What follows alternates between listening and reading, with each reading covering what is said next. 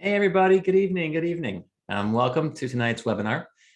Dr. Jed Applerouth here to talk with y'all about helping your students achieve a semblance of a work-life balance. I'm very glad you're here tonight. We're going to have time to go through some slides, some information, and then I definitely want to have a fruitful, free-flowing Q&A. I always like taking your questions, getting a sense of things that are meaningful to you. Obviously, if you're here, you're concerned about your kids or some kids, and either if you're a teacher, if you're a parent, if you're a parent, it's probably your own. We're going to take a minute. I see the numbers still creeping up a little bit on the number of folks here in the webinar, and then when I see a plateau, I'll jump in and start the presentation. Meanwhile, I'll get a little tea for myself. Oh, there was a question in the chat. Oh yeah. And you know what? Before we jump right in, thank you, Albert. Why don't we take a very quick poll? It'll take you all of 25 seconds. Go pop it up. Tell me who you are, student, parent, guardian, or educator. Then if you have a student, where are they in the grade pipeline? Elementary, high school, sophomore. And then the last two, are you looking for any support for your kiddos? And if so, would you want someone to reach out? It's very quick and easy. Then you close it out and take all of a few seconds, and then we will jump in. Okay. All right. So why don't we begin? I'll come back to my tea at the end. So this is an important topic, the helping your students achieve a balance. And this is about mental health. And for those of you who haven't noticed, we're having a bit of a mental health moment for young people right now.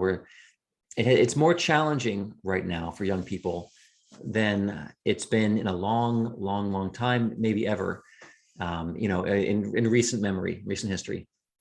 And I get the New York Times updates, and I keep doing all these stories on the state of mental health for young people and adolescents and how the pandemic has changed things and the levels of stress. And I've been exposed to, this is my space, education. And so it's been a pretty hot topic for years. And I have a degree in counseling and a doctorate in educational psychology. So this is part of my world too, is not only how do kids learn, but also the social emotional learning of kids. Are they healthy?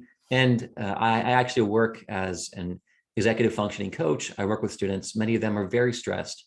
Many of them, I'm trying to help them achieve a balance.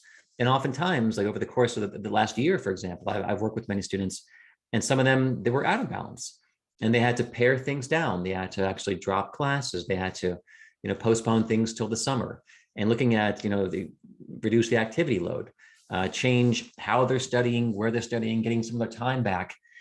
So they do have a more balanced load, because part of it is we all want our kids to be happy. We don't want them to be academically successful, but more than that, we want them to be experiencing, the pleasures of being a high school student and then being a college student, and not just be overwhelmed, overburdened with stress and anxiety and depression. In my world, I've seen all of that with students I've worked with directly and indirectly. So this is the importance of balance. So without further ado, let's jump in. I'll show you some of the slides, some of the deck. But many of you can relate, because I'm 46, and what I see, the amount of work and the focus and intensity that students are feeling right now, it's more than it was when I was a student some 25 years ago. I see it. I see the amount of the rigorous classes they're taking, and some of the stress about getting into schools that I didn't see this level of stress back in the 90s, when I was in school. And I'm sure many of you as parents, educators also. So it's a higher level than it has been. That's why we're having the talk. So looking at students, we're trying to figure out, how in balance, how healthy are these kids? And it seems like in some cases, looking at the norm of what's out there, reading articles in the New York Times and reading about levels of anxiety and stress and depression, and other things, it seems like maybe the default is to be out of balance, that balance may seem elusive. But the challenge is, some of these people, there is some suffering when you're out of balance, when you aren't happy, when you're overly stressed out. And what could become a positive time, a lovely time, can become a very stressful time, a challenging time. And so it seems like when you lose balance, when you're, working too hard, not having enough fun, not sleeping enough, not being social enough, something is being lost in terms of developmentally, in terms of the peace of mind, just enjoying your time, on the planet. And the pressures are definitely greater. That was part of, my thought before of being a high school student in the early 90s, looking at today, the scheduling and the pressure to excel, looking at, the scholarship, that the grades are up, and especially if you want these certain flagship schools. And on average, kids are handling a heavier academic load than when I grew up with. And some of the pressure starts pretty early. I've worked with families and parents. Some of them are feeling the pressure even when the kids are in grade school, and they don't want to get on the wrong track. They don't want to get off. They want to get into the right school. And so I see pressures occurring throughout the whole spectrum. And then, of course, I work a lot with kids trying to get into the college of their choice.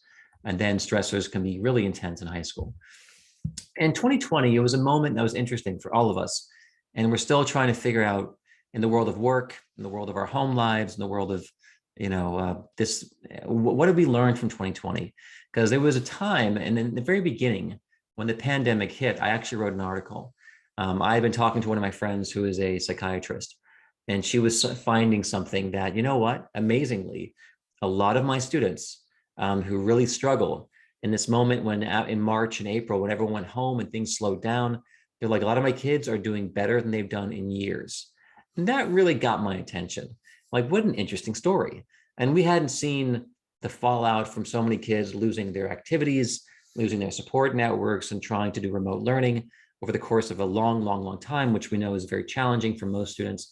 But the kids who were really experiencing heightened stress, heightened anxiety, social pressures, social anxiety, some of them were suddenly like, oh my gosh, I have time to breathe. There's less pressure, less worried about what I have to wear, what I have to wear, what I have to, perform. And then some kids did better in the early moments of the pandemic. Of course, that wasn't universal. I know people directly who had, massive psychiatric episodes, had to go into facilities. I know there's suicide, ideation attempts. There was a whole mess from the pandemic that we learned about what kids need and don't need. But there was something about the pause that, I stepped back also, like, what did I learn? I used to travel a lot more for work. Then I had a little daughter, and I've been traveling a lot less. And there are things I learned too, that we all are being forced into this new dynamic, this new rhythm. It's like, do I want to go back to exactly how it was before, or can I take a lesson from this? So that's something to contemplate. What we saw when our kids did downshift a lot, was there anything positive apart from some of the loss of connection or activity or other things like that? One of my colleagues, Dr. Gary Glass, he's a head of counseling over at Emory Oxford campus. And he was a fabulous guy. He talks about, when you're looking at this, the problem, because often, we're looking at the individual student, and sometimes it seems like there's pathology. The student is overly anxious. The student has depression. We're looking at the student. But what Gary says, look at the water. Look at the water in which our kids are swimming. Not just the fish. This fish has a problem. It's like, is there something off in the culture? And especially, we know there's more pressure, more anxiety, more stressors in certain populations, often in more affluent, families, schools. There's just more pressure to perform, to succeed, to do as well as our parents did. And that pressure can become endemic. And that's the issue, like with the water. And so in that regard, looking at, is something wrong with my son or my daughter, or is something wrong with the environment? And that's an interesting thing to really think about, looking collectively, opening up the lens. That to me is a very helpful perspective, that the system may be broken. The whole thing of, I think there was a documentary, like Just Try Harder. It was looking at 4 or 5 kids out in California, and like what they're putting themselves through, trying to achieve and accomplish and go to the best UC. I want to go to UC Berkeley. I don't want to go see, Irvine or whatever it is, and like what they're doing to their lives, trying to achieve these things. And then the whole thing is, it's the culture of the system, not just the students. And when it comes to these competitive pressures, and I work with students right now. I saw my kids get their acceptances, in March and in April.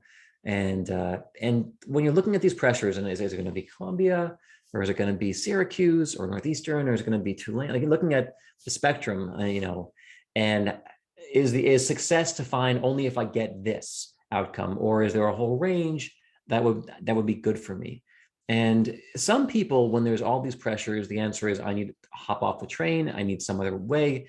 And there are parents, I know some of them personally, who like take their kids out of the game. They're like, the game is toxic. The game is too much. We want to get out. We're going to find an alternative pathway for our kids. And we're going to try to protect them from all this. We'll find schools that don't do grades. We're going to find some different academies, and those are out there. But ultimately, the vast majority of families I see, talk to, work with, they still want to stay within the system, but they want to find a way to make it better. And that's probably why you're on this webinar tonight. Is there a way to take down the level of stress while staying in my school, even though I understand there are competitive pressures, my kids facing them, they talk about them, I realize it's real in terms of their aspirations, but ultimately, is there a way to mitigate that even while they stay within the system? There are three big components today: balance, achievement, and mental health. I think these are all important aspects, important things for our kids. And balance, it's meaningful to know that balance is a dynamic concept. There's the balance in ninth grade may look very different than the balance in 10th grade and the balance in 11th. I see a lot of kids through transitions when they go from high school to college.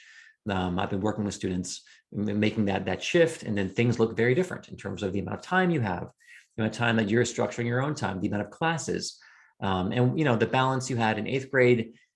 Things really shift between 8th and 9th. Things really shift, I think, when you're going from 10th to junior year, and then things really shift going from high school to college. These are big transitions, and often that's when stressors are higher and balances are reassessed. But be mindful that this semester I'm really grinding hard on this project. Next semester it's easier, and knowing that if I can see the end of this, if I can just get through the blocking and get through the play or the debate finals or lacrosse, whatever it is, and then I get into a pause. And so I see this balance shifting with my students over the course of a year, and that's important to be mindful of that. So in terms of achieving this balance, there are many priorities, and they're all important, to greater or lesser degrees. For some students, and part of it is how we define ourselves, how we define our identities and what's important to us. Academic achievement is a very important goal for almost all of the students I work with or their parents. They want to succeed academically. That's why they're investing in their kids' education. They're balancing, what's coming next. We have high school, but also we want to make, or middle school or elementary, whatever, but we want to have a path forward. We don't want to close doors by, moving the balance now. We don't want to shut things off in the future. Social life, hugely, hugely important. The social emotional learning. And I really conceive of most of what you learn in college, the academics, most everyone forgets or doesn't use it for their career, but it's getting through learning how to navigate systems, learning how to navigate social, interactions, relationships, how to get a lease, how to sign up for things, and social, learning how to get by in the world, how to make friends, how to find support is incredibly important. And if you're not supporting that and just focusing on grades, it's myopic. And I think the kids are going to eventually go through some harder times. So that to me is very important. And I'm working with some seniors, and I talk about, are you seeing your friends? Who are your network of people? Because they keep you sane. Our friends, our networks of people keep us healthy. And so it's important that we don't cut off those networks. And that was a challenge we saw during the pandemic, and people who were very social really suffered. The big extroverts had a really hard time. Time with family is important, as you know, and the time is sacred. I mean, I was just emailing a mom about half an hour ago, and her kids are going to graduate, and I've been working with them for a couple of years, and it's like these moments. They have another month. They're up in New York, and it's a sacred time being with your 18-year-old son. You're about to have your last of your trips, then off he goes. And so I have a friend of mine whose kids are now 14. There are only so many more trips together with the family, and so many, and then they're off, and their peers become more important. Then off, they're to college and their summer jobs. So time with you all is really important too. Make sure there's room for that. Physical health is tremendously important. I have seen students sacrifice physical health. They're not getting enough exercise, and it starts affecting not only their grades, but also their mental health. And so if they're not moving their bodies, like my kids in college, I'm like, are you taking a break? It's the exam period to go and shoot baskets with your friends. Are you moving? Are you getting out to go fishing by the lake, near your school, near A&M, or are you just in your room studying? And if you're not getting out enough, not moving enough, that's a problem. And I don't want to create that pattern in your life. Intellectual stimulation and other interests are really important. It can't just be my schoolwork, because we have other things that are curious, and those eventually may become careers down the road or passions of ours. So making sure there's room for that, for reading, for learning, for exploring. And then finally, fun and play. In high school, I think it's really upsetting when students are not having fun. and they aren't enjoying their time, because there's something beautiful, being a high school senior today. My brother is a teacher in Toronto, and he teaches at this school. And today was their senior skip day, and he was really excited because he had 2 classes off, and there was an administrator, the principal was lamenting senior skip day, and we have to kill this thing that happens every year. My brother's like, didn't you have fun at your senior skip day? Didn't wasn't that long ago? They're the same age, in their 40s. Like, wasn't it a source of pleasure? And like, I remember those moments when we all were together. I remember the play and the fun. That's what you remember. Those are your memories. Versus, do I remember quizzes or things or content from high school? Gosh, that's the vast majority is long, long gone. But the playfulness, the connections, like, this is the stuff of life. And these are the chapters we're writing that, what our life is. So I think if you're not enjoying your time, something is really wrong. If you're just living for the future, something is really off. And so I talk about that. One thing I've done with my students before, that my therapist I used to see did this with me, in terms of looking at your life and looking at the wheel of your life and how are you doing on your wheel. And she asked me to fill in, whether it's numerically, on terms of academically, how are you doing, 1 to 10, like what's working in your life and what's not working in your life. How are things socially for you? Let's check in, 1 to 10, a quick 10, socially, I'm crushing it. I'm a 10, I'm seeing my friends. I love my friends. I'm supported by them. We have good connections. It's real, it's meaningful. How are things with your family? It's very strained, stressed. And sometimes I've seen academic pressures really strain that, where it's not fun in my family because, there's big pressures, and there's a balance point of how much pressure you put on your kids, because you want them to do well. You want them to have opportunities and successes the ones you had, but also, is it, really changing the whole dynamic? Is it pleasurable, or is it now contentious? Are we in conflict? And there's a balance point of how much you're supportive and how much you have high standards, how much you hold your kids to a standard. And also with different siblings. With one kid is one, my daughter is here, my son. If I put this kind of pressure on it's going to really hurt our bond, and I don't want to hurt that. Intellectual growth, engagement, where are you, 1 to 10? Physical health, activity, strength, are you putting energy there? Spirituality, you could include that or not, depending upon your son or daughter. Is that a meaningful thing? But there are times it's useful as a parent to check in. We don't have to necessarily do a graphic, but you could just, these are on Google, this a life wheel, and just say, how are things going? And would this wheel roll well? Or are there some real bumps? It's going to be a bumpy ride. And ultimately, at the different times in our lives, different levels are up or down, but you want, the aspiration is, I want to get social up. If I'm at a 3 socially, okay, I really am missing out. This is not satisfying, because you want to be satisfied. And academically, I'm crushing it, but gosh, fun's at a 4. That's not great. Or physical, I'm at a 3. It's like, I could do better. So part of it is looking at this in balance. It's never just one thing. Our lives, it's holistic, and mental health and physical health and spiritual health and intellectual, it's the whole organism. We're not just one piece. And sometimes we get too myopic looking at one piece of a human being and a human life and human experience. But it's important to look at the whole gestalt of what a life is. And is it a happy life and a meaningful life? So achievement. It's when you ask students, and I do, like, what does success look like for you? How do you define success? And very often you get different answers. If you ask the mom and dad, what does success look like for you? And some of them, I want my kid to be happy, or I want my kid to have opportunities, or I want my kid to, some parents are a little more, I want them to go to a great school and to have, and so it varies when you define what is success. And sometimes I've seen students come, I don't want to fail, or I need all A's, or whatever it is. Or some kids are differently motivated. Like, I want to learn. What matters to me is not the grades, but, my intellectual growth and my learning. So it's different kind of kids. In terms of whether they're externally or intrinsically driven, or externally, I'm going for the brass ring. I want a great school, versus, no, I'll go where I go, but I want to enjoy my time. So it's interesting when you talk to kids of what success means for them. I always want to, be mindful that we don't define success in a narrow fashion. And I never want to get a rigid, limiting thing where success is this and only this. Because that's not great. And part of it is learning how to be flexible, not rigid. One of my students this year, he's a college kid, he's a junior, and he had a really tough semester last year, and he ended up failing 2 classes. And so his parents called me. I'm actually working with a sibling, and said, can you help our son? And so when we started off, his aspiration, the goal was, I want to get all A's. And so obviously that's a big move from getting like a 2 point, so a 2.1 to a 4.0. That would be his best semester ever after his worst semester. I'm like, well, okay.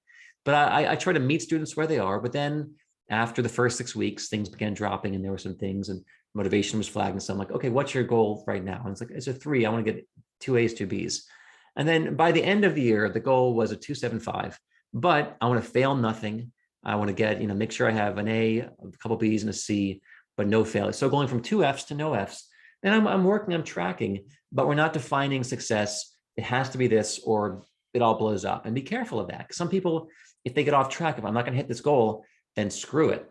And then suddenly that's a collapse in motivation. So my thing is, being able to be flexible, be fluid, to trust, you have to adjust and shift, and so there can't just be one winning outcome. The same thing with college admissions.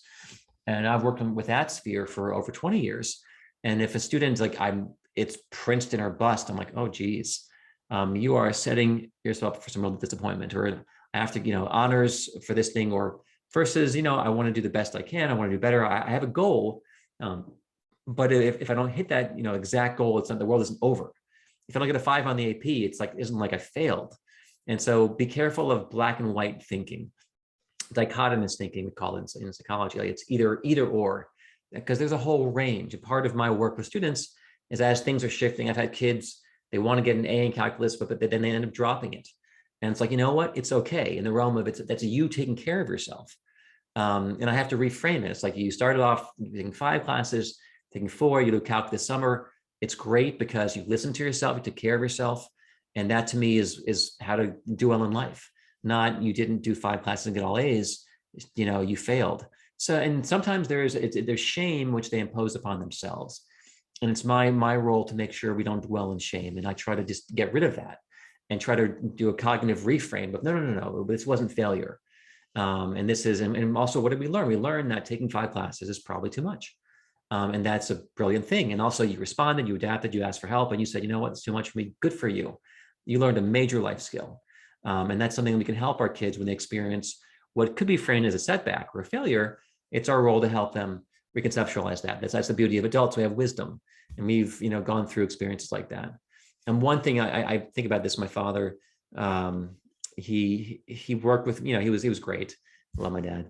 But when I was in college, when I was in graduate school, I was getting a master's in counseling, and I was also running Applerouth tutoring, and I was working my tail off, and I was interning at Emory doing counseling in their career counseling office. There was a lot going on, and I was trying to finish my coursework, do Emory, and it was too much. And I was getting stressed, and I got into a couple like little fender benders, and it was crazy. And my dad's like, Jed, what would it be like if you took your classes next year? If you actually withdrew, just did your internship at Emory, just did the business, and like, would that change the course of your life? If you didn't finish, your cohort will finish in 2 years. What if you did in 3? Because you're doing a lot. It's like, you know what? You're right. And somehow my dad gave me permission to make this change. And sometimes parents can do that for us, especially, sometimes if they're in high school, they can't hear you. I was already over in my 30s.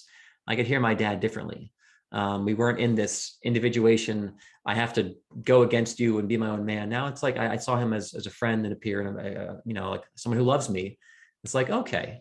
And your kids are listening. Even if they say no when they're 17, it's like they're still listening, which may show up 10 years later and they say thank you, or maybe not. But ultimately, it was my dad saying, take a break, take some, why don't you not do it all in a year? And that was the best advice ever. And I did it. And so it's like, I thank him. But sometimes a mother or father can have that impact. If you give your kid permission, and I'm going to be proud of you, I'm going to love you if you take care of yourself. That's a great message to come from a mother or father. Versus more stress, more anxiety, don't fail. So being, parents, mentors, coaches, we have an important role to play. I think I covered all that. All right. So then again, success for some, again, I want the most academic rigor I can get. I want to push the APs, the dual enrollment classes. If I did 2 last semester, let me do 4. I want the highest GPA possible, but there is a cost.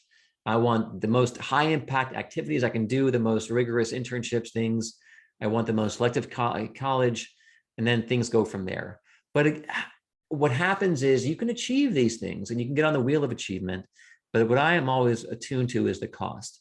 And one example, like when I went to Penn, I got into a really good school and I was there. And I remember freshman year, second semester, the first semester I was by myself in my dorm. It was amazing. But then I had a student because one of my roommate left and went to the quad. So I had this big thing for myself. Then I got this guy from California soon. Lovely, lovely guy out in California. He was first generation, his immigrants, family. He was working his tail off. And I remember going out, like, to a Friday night, Saturday night, going to a party, 10:30, Soon's working. I would come back at 1:32 in the morning. He'd still work. He ended up graduating from college. He got like a 3.95. I ended up with a 3.6. But my gosh, I look at like net, the price that he paid socially to get that 3.9 and like 3.95, 3.96, whatever it was, but like he gave up a lot. And like, would I trade his experience for those 0.3 GPA points versus the fun that I had and the experiences and the social activity? Like I wouldn't in a million years. So if that is your sole goal, 3.9, and that's it. It's like, be mindful that some folks can handle that and have it all and have the social and the boyfriend, girlfriend, and the job and the fun and the play. A lot of folks though, if I'm just going for that 3.95, that's what I do. And then I feel like there's something really sad about that. It's really a narrow way of living. So I always think about, again, all of it and opportunity cost. I have a business degree from Wharton. It's like, I think about what am I trading off in exchange for this? What am I losing? I'm getting an extra 0.3 points, but what do I sacrifice? And I always think about that for my kids. And this is one slide of many, many, in terms of like the number of APs kids are taking, the number of dual enrollment classes. There's a lot more. And people understand now, the cat's out of the bag, that if colleges care about academic rigor, well, that's the new game we're playing. It's academic rigor. Everyone jump in. And when I was at Pace, like I had 8 AP exams and I was the anomaly. Now kids are taking 11 and 12 and 13. And sometimes like the median may have been 2 or 3 back in 94. Now the median could be 6 or 7. And the extreme is 8, 9, 10, 11. So ultimately there is some price that kids are paying. And the shadow side, I gave this talk a year ago with one of my colleagues who's my best friend is married to a psychiatrist. We talk a lot about this in terms of her patients, and she works with predominantly high school population and kids with eating disorders, which is also a byproduct of too much stress and anxiety, trying to control something when things seem out of control, and stress and anxiety, and then self-harm. And there's a lot of self-harm. One of the mentors who wrote my recommendation for my graduate program work with kids in Atlanta, go to these top 3 Buckhead private schools, and it was all dealing with self-harm and overuse of substances. And it's just from this really high pressure population. That was her whole student body of all of her hundreds of clients over the years. They were from these schools predominantly. And so there's a shadow side, and this extra pressure that can, and if your identity is tied to your GPA and you don't do as well, things slip, your self-worth drops. Suddenly it's not a good person. Now it's, I'm a failure. And you have extra comparisons. And females are better, or they're more attuned to tracking themselves versus their peer group. Often guys they kind of know relatively roughly how they're doing. Often girls are laser focused. Here's my GPA, how I'm doing. I know exactly how my friends, and they're tracking themselves. And that's not always healthy or good when if not doing as well. There is more anxiety and depression that's concomitant with this intense focus on performance. There's more self-harm when there's pressure to keep up. And also keeping up, I have to do the academics, I have to do the sports, I have to do this. There's a lot more cutting. I first learned about this 20 years ago. All the cutting and the hips and doing self-injury, tamping down feelings of stress and anxiety and getting that release of the endogenous morphine, the endorphin, like after the cut and the release. It's like, wow, but it's like 20% of people do it, females, really pretty intense. Eating disorders, very, very prevalent, especially at the high stress schools. And this desire to numb out, check out. And so there are many kids who have a hard time with this. We see this. And then some kids are just grinding. And I've heard kids say this: when I finally get my early decision, then I enjoy my time and my experience. Like, wow, that is not great. If it's just going to be a grind, again, what is lost? And then kids, some of you may have these, maybe your kids, or you may know them, are trying to do all of it, trying to do the resume complete, my application complete, everything right. But again, are you taking risks? Are you, you're playing this path, which is, this is the right way, the right path. Will it get you where you want to go? But also, are you getting ready for the kind of life you want to live? Because in life, are you going to take this is the right job, and I'm going to do this thing, and I'm going to go to law school, and I'm going to go down, this is my path.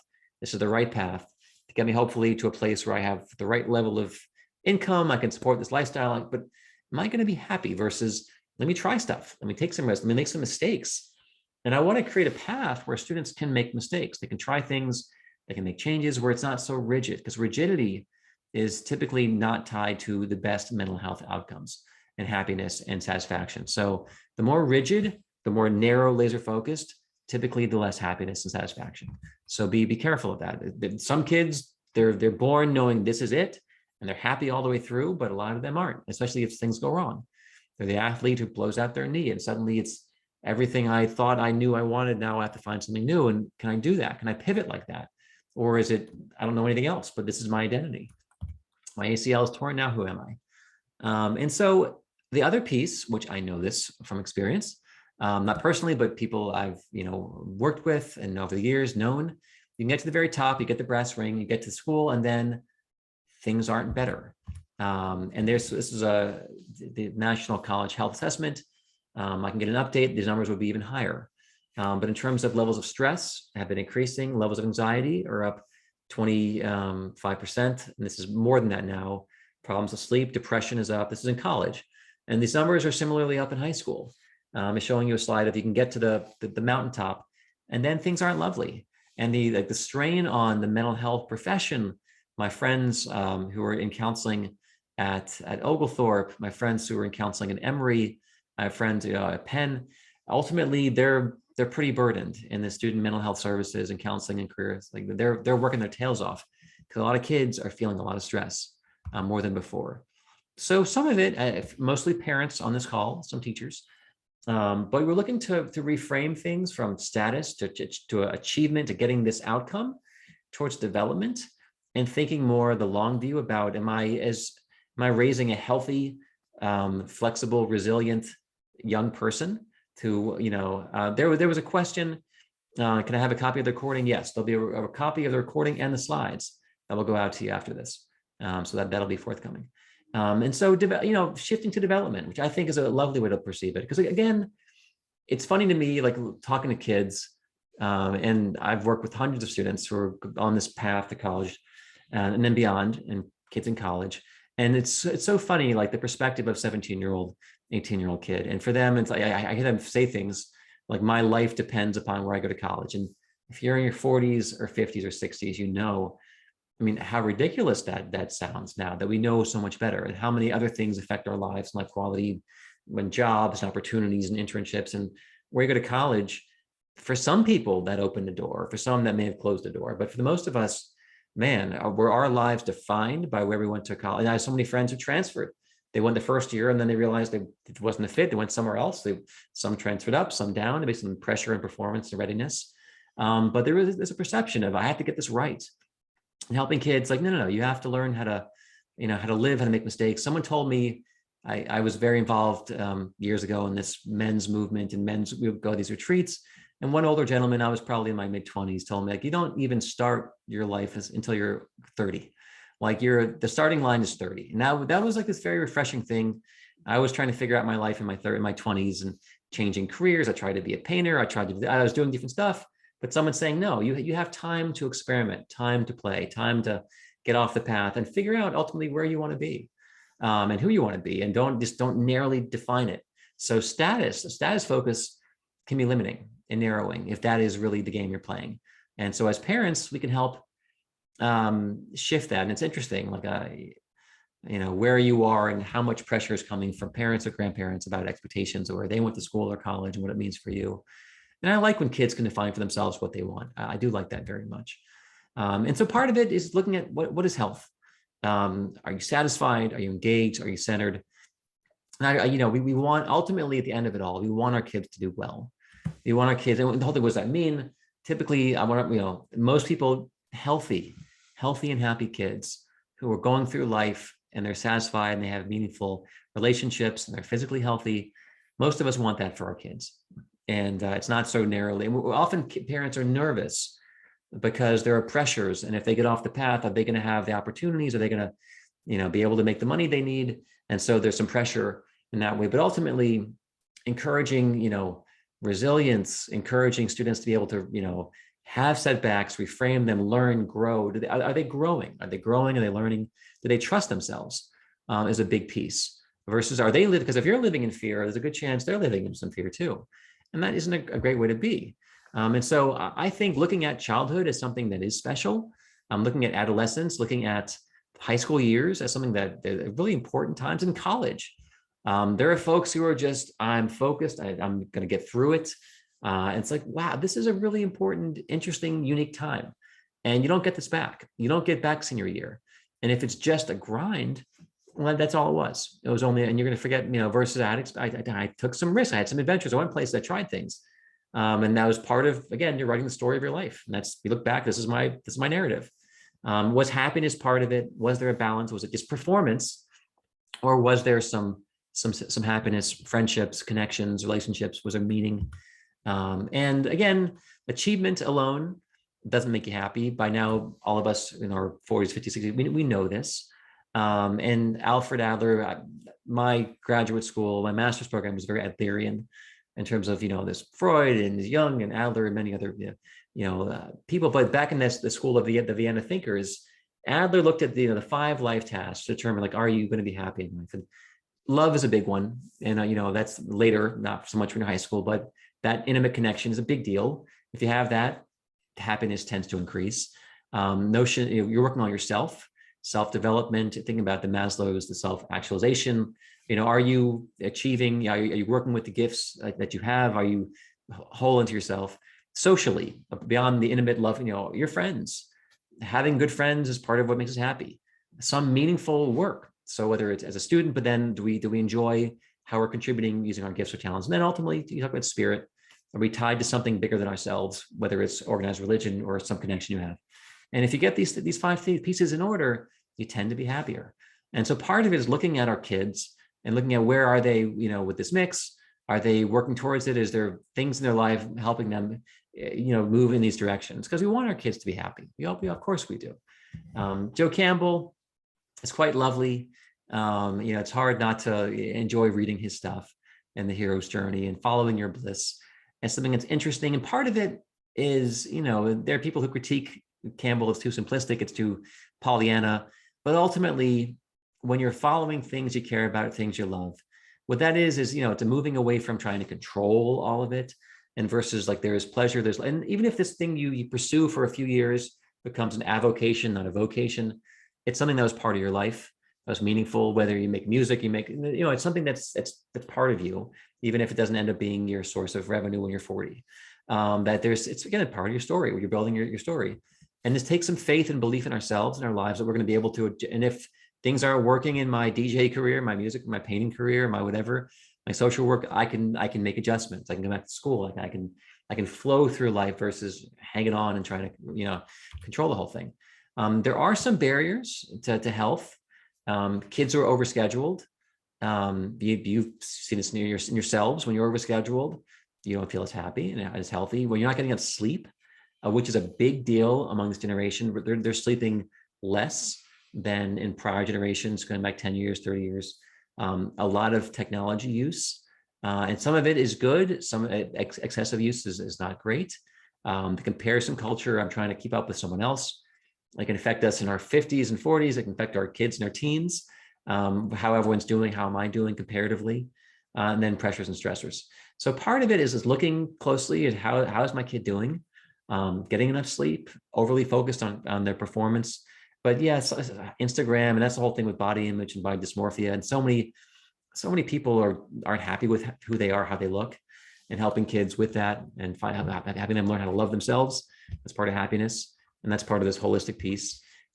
Helping students set priorities, like what really is important to you. When I'm working with kids and as parents, when you're looking at the schedule coming up, we talk closely. One of my students just was going for 6 classes as a freshman. I'm like, why don't we not do 6 classes? Why don't we ease in to college and see how you do? And ideally, I'd love to do 4. And then if you can handle 4, if 4 is great, let's try 5. And honestly, do you really need the double major? Is it okay to drop ultimately, after your first job, no one really cares about your double major, in my experience. And for the vast majority of people, or even having a dual degree, most, versus like, what are you trading off? Are you trading off your happiness and social balance and activity and physical health to push and take 6 classes? I'm always looking at opportunity cost. So helping kids make good choices. And then the activities, do you really like this? Because for college admissions, even, like, they don't care about you doing 10 things. Are there 1 or 2 things you really like to do that you're going to bring to college, or bring beyond? Like, focus on those things that like give you pleasure, that you really enjoy. Be more hedonistic in that regard. Don't just try to live for a resume, but really what makes you feel, gives you meaning and happiness.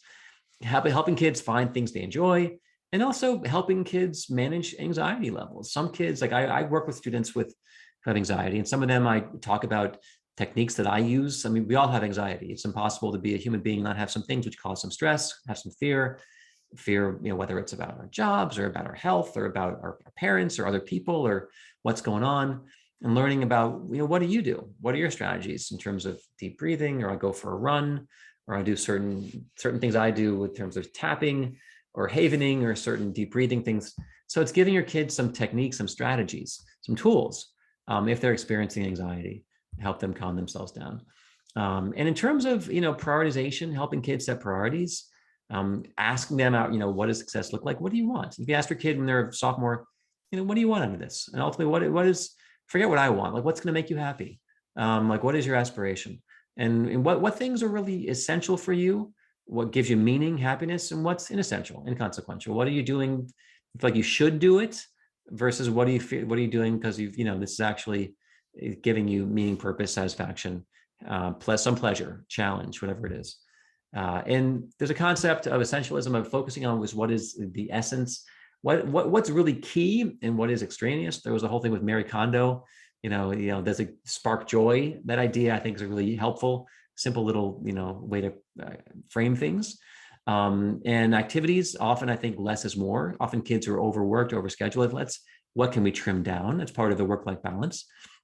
College admissions, so I try to get rid of distractions, and I've never seen it where I've had a student downshift a class and that was a mistake. Where like this one class taking up so much energy, time, resource, like what if we drop that down? Do we really need pre-cal, or can we do honors? And ultimately it's like, unless someone's so tied to this and their identity is like, I can't drop down, people will think I'm less than. And that's a whole conversation. Like, I'm not the smart one anymore, versus like, what do you get? And then it's more spacious, it's more time. And do you want to be a math major? And like, do you need this? And so often I've seen kids get happier and healthier when they take a step down. If they're overburdened, they overshot. Finding sources of pleasure, happiness, things that make, even the small things, people they care about, taking time for whatever it is, walking in the woods, going fishing. My student I work with, make sure you go fishing once a week. Have that time to be in your own thoughts, to be quiet. Don't turn the podcast on. Don't bring just go, it helps you calm down, go do it. It's important to you. Academic rigor, don't push. I've seen families push, I've seen students push. And there's a balance between GPA, and if you push the rigor too hard and then you're dropping the GPA down, then that's not great either. But also think about the rigor, happiness, health balance, and doing 4 APs. Some students can hack it and thrive. Some students, they're swimming and barely keeping up. And I don't think that's a good answer. Even if, UVA needs to see 8 APs, well, maybe your student is not made for UVA. And maybe they can go to a different school that'll be, satisfying, wonderful, lovely, but not that selective. And that could be a benefit for the kid. And now these schools are so hard to do anyhow. But ultimately, crafting like your workload to try to hit a certain school, and then not focusing on how is my student doing with this extra layer of work. Look to the past, look to how they did with 2 APs before you tack on 4. And schools are also looking at a lot more than just rigor and GPA. You can still do all of it right. And I've seen this, and the GPA is great and the rigor is there, and kids still don't get in to these super selective school. And there are things that matter more, and like your essays, they're evaluating on non-cognitive variables, like character traits, resilience, compassion, other things that they're factoring in. It's not just for these super selective programs. They want to see more than just, do you have the grades and the rigor? This person have a sense of self, they know who they are, which you get from learning and growing and trying things versus just studying and sitting in your in your books. So the balance, our friends are really, really important. If your friendships aren't healthy and strong and vital, it's going to be a liability. If kids aren't forming good friendships in high school, I worry some about them forming them in college, because the patterns are getting set. And I love in high school seeing my students investing in their friendships, investing in people. We're practicing intimacy eventually for partnership, learning how to be intimate, learning how to express if I'm stressed out, how to get support, how to resource up, how to tell us, and of course that should get better in college, but I want to see it in high school. And if kids aren't making time for that, that to me would concern me as a parent. I want my kids to have really good friendships. And ultimately in life, that's one of the main sources of happiness and health is our relationships, our friendships. And the more our network is what keeps us healthy. So I want our kids to have a good network socially. And when you lose your outlet socially, it's rarely a good thing. When kids are ostracized or isolated, we saw in the pandemic what happened. So encourage them to, maintain those friendships and invest in them, because they require investment. They really do. Time, but that's time that gives back to you. By being part of that gives back to you as well. Helping kids find things they love, encourage them to take risks, try things. Many of them, reflecting on things that are interesting, meaning like what they're reading, what they're into, and paying attention. When someone talks about things that interest them, like, oh, I see that really excites you. And you can notice that in a student, or watching their eyes, or things that really turn them on, like, maybe you might consider doing that. Maybe you might consider exploring that, finding something you like to do. And then finally, I have a slide about mindfulness, stress reduction, intimacy, vulnerability. Those things are really good. Time in nature. I mentioned my student likes to go fishing, learning how to center yourself. Because so much of this in terms of health, like kids are writing on, they're sharing things with their friends on social media. They're trying to get feedback, but learning how to give yourself feedback, learning how to keep a journal, which you don't share, you don't perform. It's the whole thing of experiencing a self, developing a self, building a self versus performing a self. There's a lot of performance with kids these days, and that's part of the anxiety, part of the pressure. But learning how to be grounded, how to reflect, how to take care of yourself, which is, again, a major life skill. Putting limits on technology in terms of work-life balance. These school life balance, these devices can take up a lot of time, and also squeeze out time. Like I've seen kids trying to study with their phones open, their Instagram open, their Snapchat open. What should take 4 hours takes 6 or 7 hours, and that cuts into sleep. So suddenly your sleep is off, then you don't feel like exercising, and it's a whole very non-virtuous cycle. So part of it is learning how to regulate this. Like when you're studying, they should be charging in the kitchen or somewhere else, or things should be locked down. But technology can impede balance. So be mindful about the rate of utilization of these devices. And screen time, there's a great researcher, Jean Twenge, who was quoting the study that's out of the University of Michigan, looking at the National Mental Health Survey, and looking at adolescents. And on average, what we're finding is more screen time.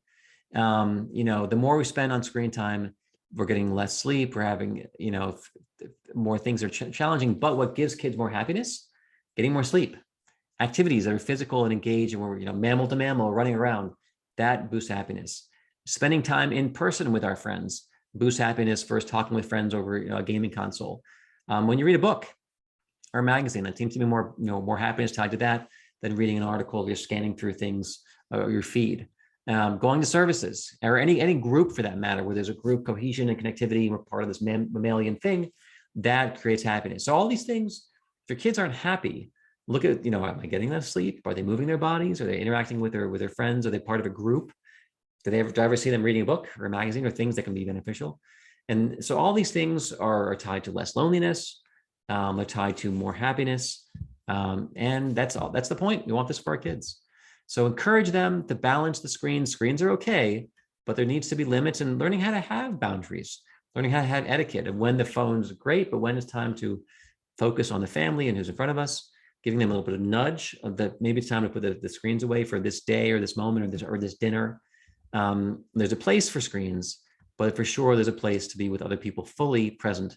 And also, when you're with the screen and then people, you're giving them the message they aren't as important as what's happening on the screen.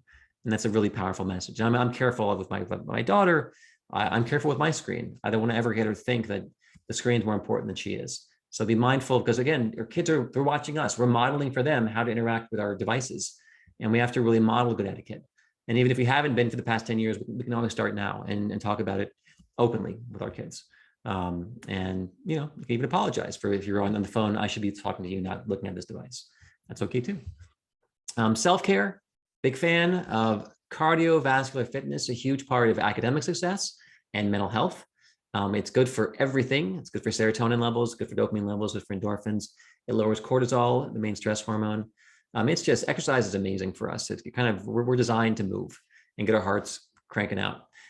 Good sleep hygiene is a big deal. Be careful of the screens. Be careful of late night, stimulation. It's better to read a book than watch a screen or scroll. Books help us relax, but other things get us worked up. Also, diet is a big deal. Make sure we're not getting just sugar. Make sure there's good balance of fats and fibers and proteins and so forth. Time outside is just good for humans. We're designed for it. It helps us lower our stress. And human touch. Human touch lowers cortisol. Human touch increases oxytocin, and which makes the amygdala less reactive to stimuli. It makes us better. So human connection, hugs, holding a hand, and that's part of like havening, is doing like physical touch to yourself or tapping.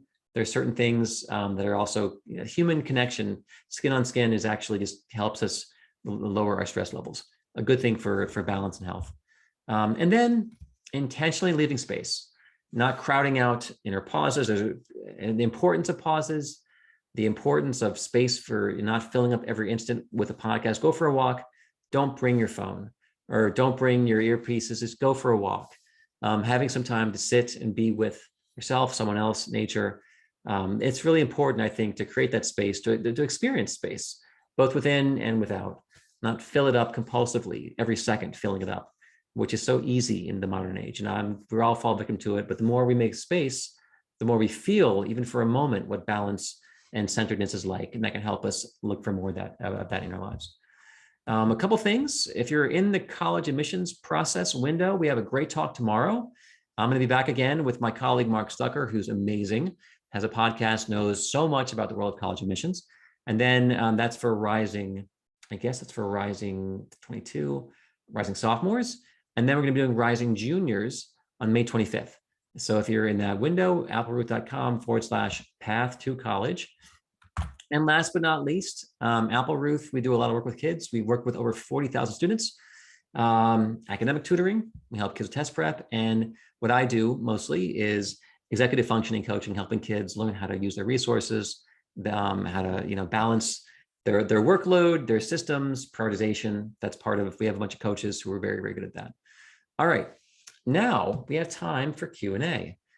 I did talk for more than I tend to, but I think it was good. I hope it wasn't too much. All right, there's a question. Hey, answer this whenever you can. I know you have a set plan. How do I get off of my unhealthy lifestyle as a student? How do I get out of the mentality that grades are everything? Okay, and part of it is looking at the people who are most successful, the people you admire, the people who are, I think, winning the game of life.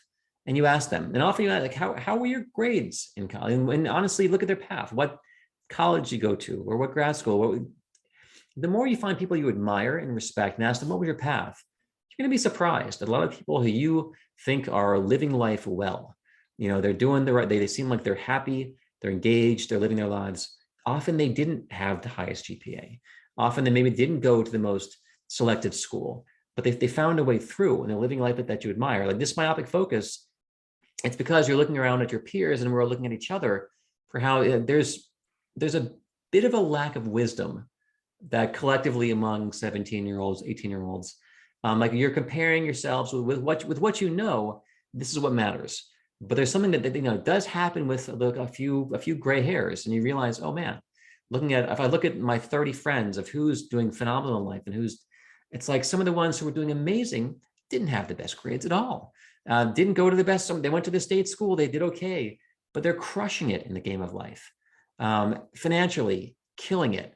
Their marriages, so happy. Their kids are happy. They're healthy. It's like, and if I look at and it's from this perspective of looking back, and often your parents have that, or your adults have that, or people you admire. But look at the people you really admire, and often it'll get you off this myopic focus of it's grades, or bust. because man, there are a lot of folks who are just crushing life who didn't have the best grades. And it comes from that perspective. So it's opening up the lens and shifting just from like what my peers focused on to taking a higher level view to look at, really what do you want from life, and who do you admire? And you ask them about their experience. You should always admire someone and have someone you want to emulate.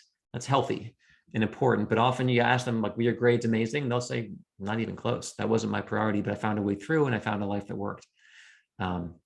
Okay. How do I encourage my son to make friends where almost everyone in his class is abusing, swearing, and using weed and vaping?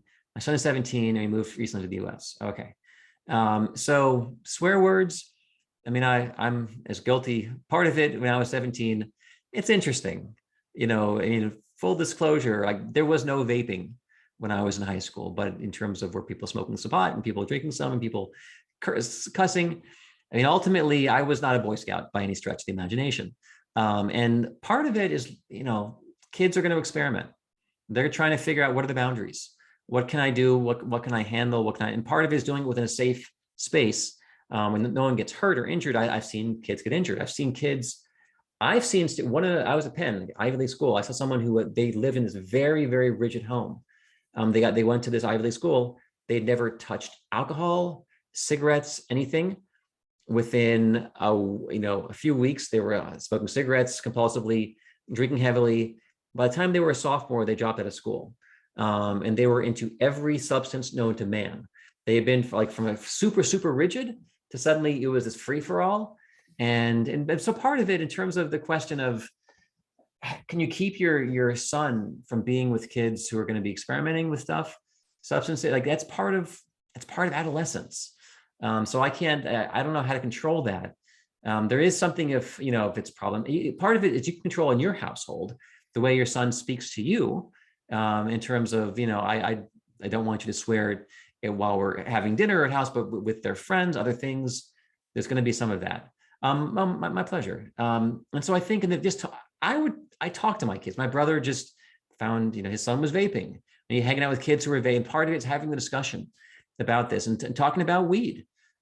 He's in Toronto, where weed is everywhere. And eventually it's going to be legal in the US, over 21, probably everywhere. But still 18-year-olds, they find a way. Someone has a fake ID. Part of it is having a discussion candidly with your kids. My father was, a medical doctor who talked about things and showed, he just was very open. My mom talked about her experiences. She grew up in the 60s. And was there drug use in the 60s? Yes, there was. And learning what their experience was. Ultimately, my parents being frank and candid and honest, I think was really helpful for me in terms of couching things. But there's going to, part of it is understanding kids are going to experiment. We don't want them to get hurt. And so part of it is talking about, I've had one of my students went to college and died. And I started thinking about this. Someone, his funeral, he combined heroin and coke, and he's a freshman in college. And I think about my student, and it still makes me very sad. And this happens. And so I think, being able to discuss and candidly, we're parents, we love our kids, and talking about, the ranges and maybe our experiences, but there's a boundary here, and this can really, really, really hurt you. And be careful, and you don't always know what you're getting with this stuff. And I don't know, I prefer a candid discussion versus prohibition, versus forbidding it and saying, don't ever. Then they won't talk to you. And I don't want to close off that conversation and them to feel like I'm not safe for them and they can't come to me. Then they'll go to their peers. And I'd rather them come to me and have an opening with them where I can still talk to them and influence them than telling them, absolutely never, ever, ever, ever. I don't want to hear it. I don't want to see it. I don't want to, never. Then I have lost my ability to influence them in that conversation. Then their peers become the de facto experts, and I'm not. So, my parents were open, like sexuality, in terms of that stuff. My dad, he was very candid, medical doctor, and drug stuff. My mom, her college experiences. But I feel like there was permission to have this conversation. It wasn't forbidden. And so that's my perception. You might talk to someone else who will be very, very different, but my background is such that I'm more open to, maintaining that rapport. Any more questions about that? And the cussing, kids are going to cuss. My thing is what's really important one of my moms of one of my students was really upset. He's taking too long in the bathroom, or his room's a mess. I'm like, you know what? He may be a kid in 30 years. He's taking too long in the bathroom as a 50-year-old man. Or maybe his room is never clean. He's happily married, has a good career. Like, what are the things that really matter? And I try to focus on the prioritization of what really matters. And so, I don't know. And in terms of like, what are the life tasks when they're 18? It's like, do okay in college and in high school, make friends, maybe have a girlfriend, do whatever it is. But cleaning the room, taking too long in the bathroom, being a little bit inconsiderate with that. It's like, you know what? Those things, I'm not going to work with them on that. And it could just be part of who this person is and how they're going to grow into things. Any more questions before we rock and roll? It's 9:01, where I live in Atlanta. I'm happy to hang on for a few more minutes. We talked about resilience. We talked about asking if you trust yourself. Resilience is the ability to, do I trust that I have the problem solving skills that I'm going to need? How do you start the conversation? So part of it, like rigidity and fear and control, is I don't really have trust in myself. I'm going to try to control everything, because if things go off the rails, I don't know if I have the ability to manage it. And so part of it is processing, like in terms of when you see someone doing problem solving, when you see someone pivoting, shifting, talking about that, because resilience is the ability to make adjustments. There is, this didn't work. And do I collapse and I get upset and I'm a failure, this thing broke, versus, what did I learn? What can I do differently? What did I get from this? What did work a little bit? And it's learning how to process and how to, metabolize setbacks and failures, and then use them to go forward and grow and learn. The people who are the most resilient, they have hardships, setbacks. So whenever those happen, those are profound growth moments and learning moments. Those are the gold in terms of figuring out how you're going to be at the next one, versus are they going to crumble? So for you, it's supporting, it's scaffolding, it's framing it. And this wasn't a failure, but this is a learning moment. And that's how you build resilience when those things happen. So and you can do a retroactive look, looking back at other experiences where they had to, go through things that were challenging and how they did. And talking about in your life, when you've had challenges, how you do if you're in the middle of a challenge. Talk to your kids about it. Model for them resilience. Model for them, this is my plan. It went totally off the rails. And here's how we're making adjustments. Here's how I thought this, I made some bad assumptions. I have to learn, and I have to have humility, and I have to adjust or get some help. I tried to do it alone. That was a failure. Let me get help. That's part of resilience of how do I get more resource? How do I resource up if I'm struggling? I got to change plans, get help, get support, try different things. So I think whenever there's a setback for you, for your kids, that's when there's an entry point in a conversation to help them really reframe their experience and learn from it. Because the wisdom, like I think it was John Dewey, like wisdom doesn't come from your experience. Like, wisdom comes from reflecting upon your experience. Because what happens to you is, you just keep happening to you until you stop and you process. That's where you get wisdom. That's where you level up. So I think it's taking the time to stop and process with your kids. Okay. All right, 9:03. I think that's it, y'all. Everybody, great to glad you were here. We'll send you a copy of the deck, and please share this, try this, practice. Good luck. You love your kids, and I hope you all have a very good night, everybody. All right, take care.